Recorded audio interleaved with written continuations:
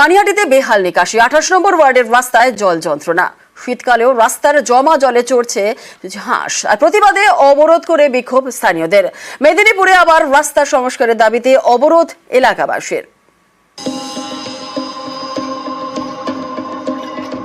কোথাও রাস্তার জমা জলে চড়ছে হাঁস, কোথাও রাস্তা সংস্কারের দাবিতে রাস্তা অবরোধ। দুই জেলার দুই ছবি। শীতকালেও রাস্তায় জমে জল, তাতে মনের আনন্দে চড়ে বেড়াচ্ছে হাঁস। মোটর বাইকের চাকার অর্ধেক ডুবে যাচ্ছে অনায়াসে। এ ছবি উত্তর 24 পরগনার পানিহাটির 28 নম্বর ওয়ার্ড এলাকার। স্থানীয়দের দাবি, নিকাশির সমস্যার জেরে মাসের পর মাস ধরে চলছে জল যন্ত্রণা। এভাবে জমা জলের মধ্যে দিয়ে চলাফেরা করতে গিয়ে অনেকেরই চর্মরোগ হচ্ছে বলে দাবি। জল পাড়িয়ে পাড়িয়ে আমাদের পায়ে প্রচুর নোংরা ঘা হয়ে যাচ্ছে। পানিহাটি পৌরসভাকে জানিয়েছে, কিন্তু ওরা মানে কোনো সমাধানই করতে পারেনি। ওনাদের গাফিলতির জন্যই আজকে আমাদের এই অবস্থা। অভিযোগ নিয়ে বারবার কাউন্সিলরকে জানিয়েও লাভ হয়নি। শেষমেশ এদিন রাস্তায় বাঁশ ফেলে অবরোধ করলেন স্থানীয়রা। চলল বিক্ষোভ। আমরা আগস্ট মাস থেকে জল পাড়াচ্ছি, জল যদিও বা রাত্রে নামছে, সকালবেলা আবার রাস্তা ভরে যাচ্ছে। এখন এই শীত পড়ছে, শীতের মধ্যে আমরা জল রাস্তার মধ্যে খাই, আর এক এক সময় রাস্তা পড়েও যাই। এই মোড় মাথায় বলুন, এমনি গলির ভেতর পুরো পেছলে পেছল জল জমে জমে। আমাদের যে কেন্দ্রীয় ড্রেন আছে, হাই ড্রেন, সেই ড্রেনটা প্রায় 3 বছর পরিষ্কার হয় না। 3 বছর পরে এই বছর টেন্ডার হয়েছে। টেন্ডার হওয়ার পর পরিষ্কারের জন্য কন্ট্রাক্টররা ওয়ার্ক অর্ডার নিয়েও বসে আছে, কিন্তু আমি জানি না কার গাফিলতিতে আজ পর্যন্ত আমি কন্ট্রাক্টরদের কাজে নামাতে পারি।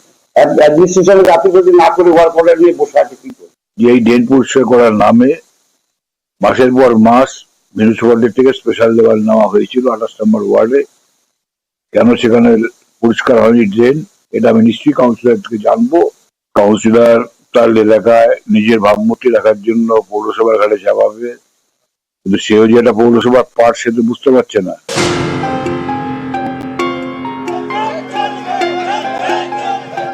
রাস্তা সংস্কারের দাবিতে রাস্তা অবরোধ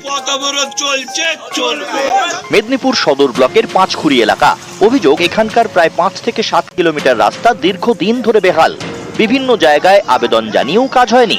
অবশেষে দিন পথে নামলেন এলাকাবাসী। বাঁশ বেঁধে টায়ার জ্বালিয়ে করলেন অবরোধ। দাবি একটাই, রাস্তার সংস্কার। প্রায় ঘন্টা খানেক ধরে বিক্ষোভ চলার পর প্রশাসনিক আশ্বাসে ওঠে অবরোধ। এই রাস্তা দিয়ে একটা বড় স্কুল আছে, পাঁচকুল দেশবন্ধু হাই স্কুল। এই রাস্তার উপর দিয়ে প্রায় মিনিমাম 16টা গ্রাম যাতায়াত করে।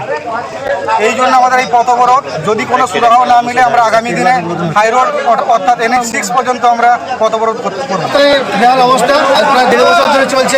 সামনে স্কুল আছে, হাসপাতাল আছে, হাসপাতালে পেশেন্ট নিতে পারছে না স্কুলের। এবারে ছাত্রদের অসুবিধা হচ্ছে যাতায়াতে।